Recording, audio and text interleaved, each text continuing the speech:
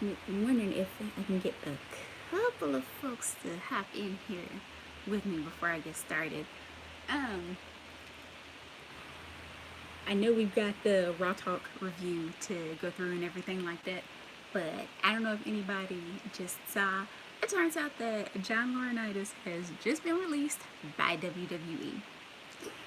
So the comeuppance keeps coming, and it don't stop coming, but to the rules get running. I haven't had the opportunity to read anything out about it just yet. I literally just saw the headline as I was trying to set this live stream up. Never live streamed directly through YouTube before, like never, ever. So if you're wondering why things look a little funny, that's why. Cookie's up here, right there. That's my boy. We're birthday buddies, so getting a little older, a little bit before there, or before too long. But yeah, let me know what you all think about Mr. Laurinitis's, we won't say demise, but his exit, shall we say. But to keep the stream from getting a little too long, I'm going to go ahead and head into the Raw Talk review and just kind of see who might show up. We'll see if anybody does. We'll see if anybody doesn't. I've got this open on my desktop as well. So if anybody wants to hop into the live chat or anything like that, I should be able to see you. Should be in there for the turn there. I see I've got at least one one person. I've got at least one.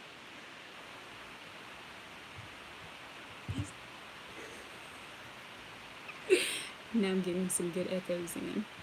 We'll see if anybody pops into the live chat, or that may be just myself I'm saying. But anyway, okay, but there is another hallmark of the Triple H era. If you all are wondering what that might be, just stay tuned.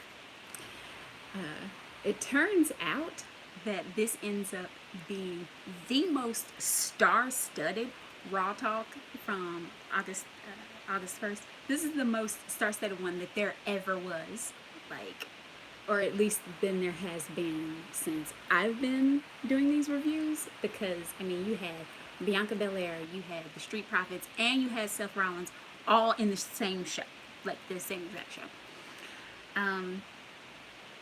Matt Camp was back. I'm not saying he had COVID, but he was sounding mighty congested, and they had him outside a lot when he was doing those pre SummerSlam little post shows, Raw Talk and Talking Smack. Yeah. The U.S. Championship, we'll start there. Like, it definitely took precedence kind of in the earlier and later portions of the night, which was really fun. It seems like they're finally trying to make it more important, which I'm so happy about. Like, but I'll go into a little bit more of that a little later. They started with footage of the confrontation between Seth Rollins and the Street Profits. And the way that Montez kind of ran off from Angelo Dawkins was so... It felt kind of heelish to me in a way, like a bad guy type thing. But I know they were just trying to make it like it was just a joke. You know, just him getting one over on his brother. But I don't know, something about it, it didn't feel quite right. I think this is the most definite indication that, like, the Street Profits, or at least their characters, are supposed to be in denial over the fact that they're about to break up. Either that, or they're about to New Day them. I think it might be more interesting if they break up, but then I don't want to see Tez and Dawkins actually be heels, and I definitely don't want to see them feud with each other and have like 5 matches in 5 weeks. Although maybe that's the vestige of a bygone era. Maybe we don't get 1,000 rematches anymore now that Triple H is in. But Seth Rollins, he was taunting the Street Profits about breaking up, you know, kind of narrowly. He beat Montez Ford just a little bit. I thought they still looked strong though.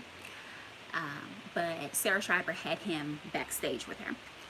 And when she asked him about him beating on Riddle during SummerSlam, he declared that it was the best feeling in the world, that he's a meme machine. Kind of reminds me of The Longest Yard, right? Meme machine, meme machine. Thank you, Joe Mama. I see you. I see you here. Oh, that means I can actually see chats. That's great. Ah, awesome. And let me know if anything weird is going on with the sound or anything like that. So glad to see you, Joe Mama. That's so cool. Yeah. But he's the king of summer. Everybody's talking about how he outran the officials, you know, trying to go down to the ring and beat on Riddle. He's Usain Bolt, and there is no SummerSlam without the Revolutionary. You know, just totally healing out. He wasn't expecting Riddle to go out like the idiot that he is, but he's glad he did because it had him be part of the biggest party of the summer. I love it. There's no end to Seth Rollins' heelishness. Like, let's get rid of the hemorrhoids of the WWE. Let's hope so. Preparation Triple H. I like it. Let's see. Yeah, but yeah, he did what he does best. Rollins does. He stomped on Riddle's head. You know, he stomped it right into the dust. Oh my goodness. Seth Rollins is the absolute best at being the worst. Like, just sadistic, just taking pleasure in other people's pain. Like, oh, I absolutely loved it. He was so entertaining while he did it. And you have to give me a second for my notes to catch up because I'm running from a very, very old monitor. My extended monitor is, and it is not wanting to act right. Oh, really? Oh, that's not good. That's not good at all. It is really, really sluggish right now. So.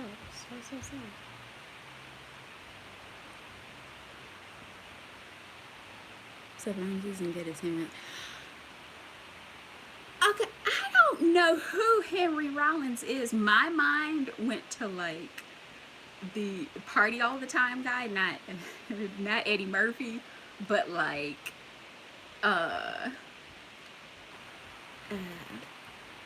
the guy in the white t-shirt with the long hair. That's who my mind went to, and I know that's not who you're talking about. What in the world is going on with my notes?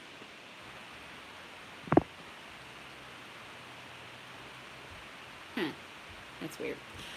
Well, anyway, but they talk about Seth Rollins, then they go on a commercial break, and on the other side of that break, oh, this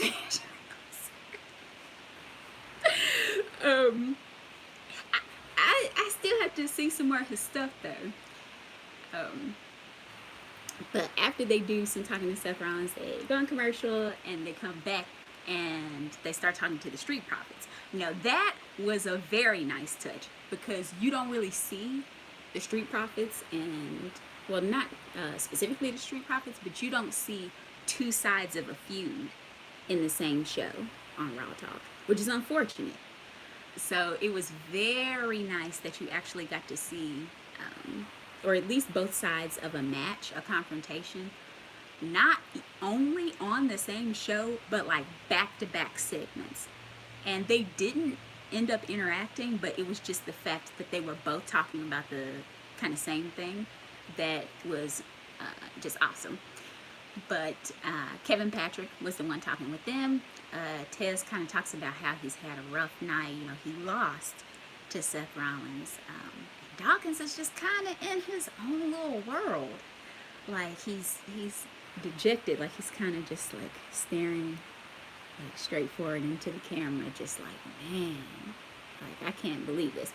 But he's like, Seth Rollins, he went way too far. He crossed the line when he messed with my brother, and now it's personal.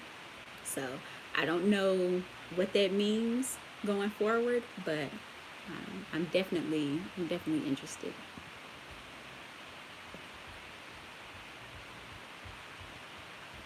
Oh yeah, and on top of that, Ted says that he's here to do the interview just because it's his job. Kind of that cute little like Marshawn Lynch reference. Like I don't even want to do this. Yeah, I'm just here because I have to.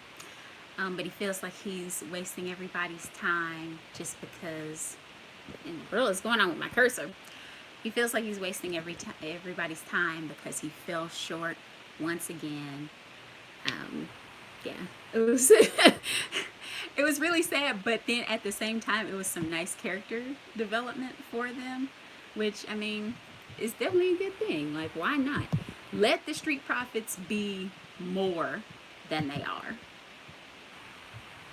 That's my strings for them. Yeah, let the Street Profits be more than just kind of happy-go-lucky, let's go, cups flying all over the place. That's fine, but we need more than that. Matt Camp goes to the Usos. He's talking about them. And they segue, he calls it a crossroads match, and they segue into that main event undisputed tag team championship match between them and the Mysterios. But specifically that post-match kind of through the crowd angle with the New Day. Edge returned. He laid waste to his own creation. And Jackie talks about what Edge can do with things kind of being 3-on-1. And Matt Camp's pointing out that this is their first show back with live fans, or on the first show back with live fans. Ray and Edge tagged together, and there Edge speared Dominic too. And so kind of opening up this idea that maybe like Ray might seek some revenge on Edge since this isn't his first time messing with his son. I don't think we need that. I think we need Edge and Ray on the same side here. Jackie's asking if Rhea is the most powerful character in the Judgment Day or the most powerful person in the Judgment Day.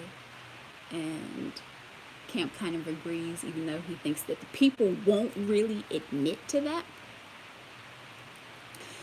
But even if Edge and Ray stay kind of united, I think they still need a female member, especially if it's going to be like a more formal faction. That way you got somebody to neutralize Rhea. She can get beat down too. She's not just interfering. Let me know if something's going on with this stream. I don't know what seems to be happening with it freezing, but anyhow.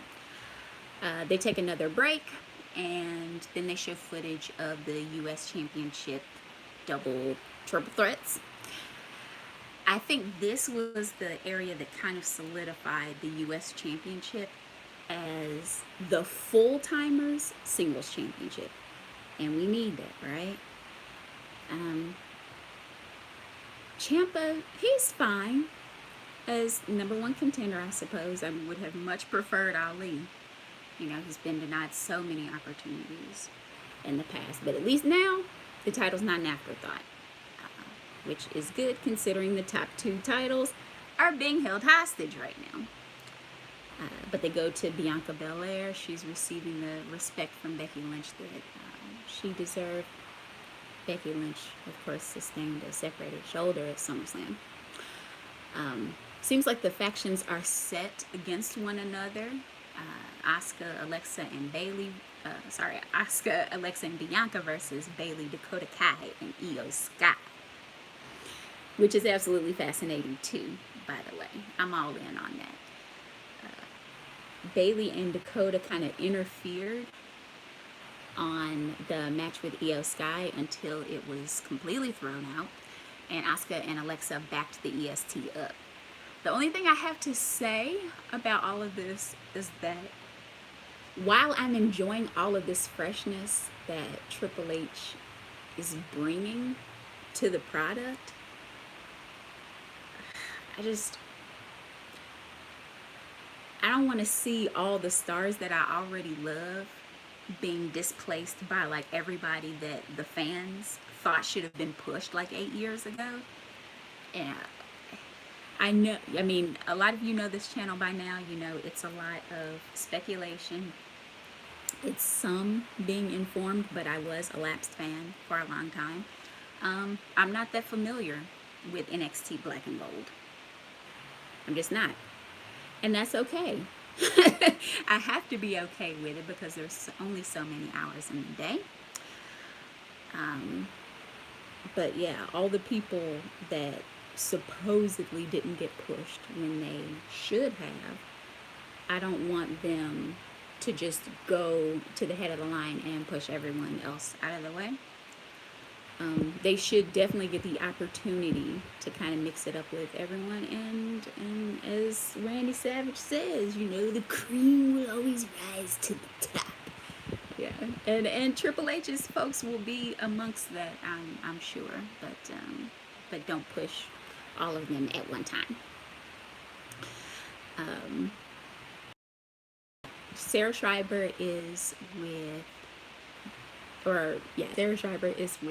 Bianca Belair. She points out kind of all these differing title possibilities with all these returns now. And Becky calls this division hers. It's her division. And that Bailey, Io Sky, and Dakota Kai cannot take it over. She says they have this division on lock, her, Asuka, and Alexa.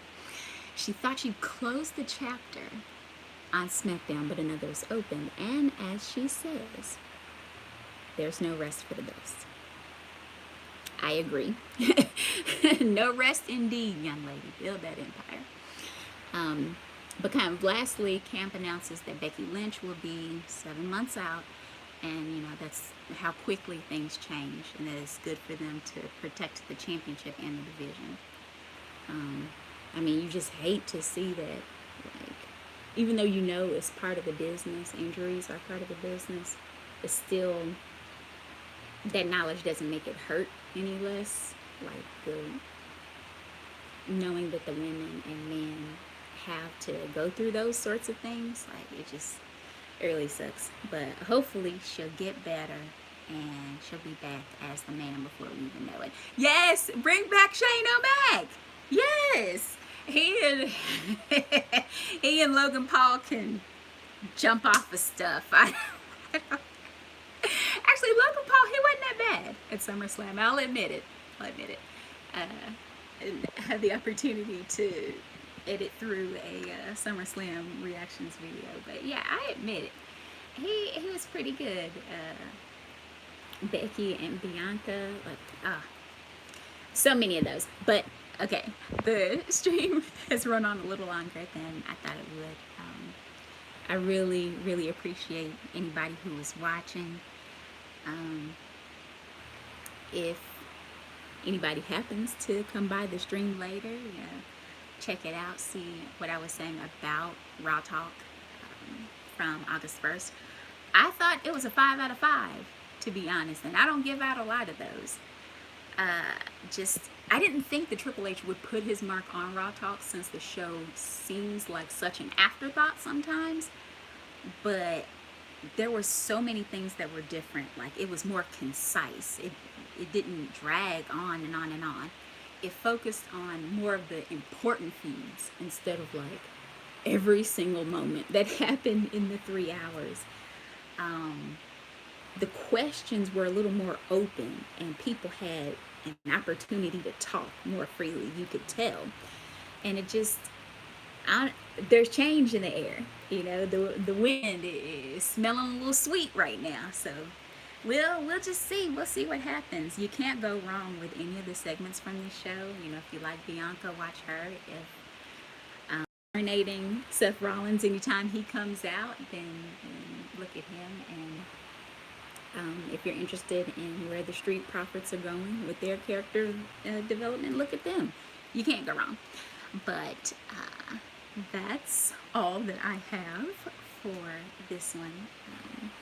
Let me know what you all think about where WWE is headed, what Triple H is about to do, if you like it, if you don't. And be sure to like this video, comment on it, share, subscribe, all the good YouTube things. If you haven't, if there is a video that you haven't seen just yet, go back and watch a couple of them.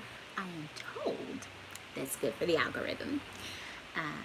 Yeah, thank you all so much for watching, as always, and